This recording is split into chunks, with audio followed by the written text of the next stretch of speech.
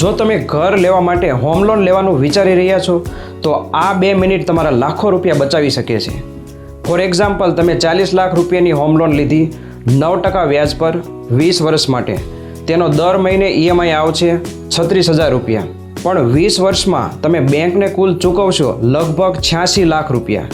એટલે 40 લાખ સામે 46 લાખ ફક્ત વ્યાજ. હવે બેંક શું કહે છે?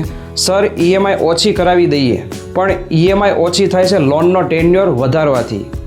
20 વર્ષની લોન 25 વર્ષની કરી દેવામાં આવે છે. EMI થોડી ઓછી થાય પણ કુલ વ્યાજ લાખોમાં વધી જાય છે. હવે પ્રેક્ટિકલ સોલ્યુશન સાંભળો.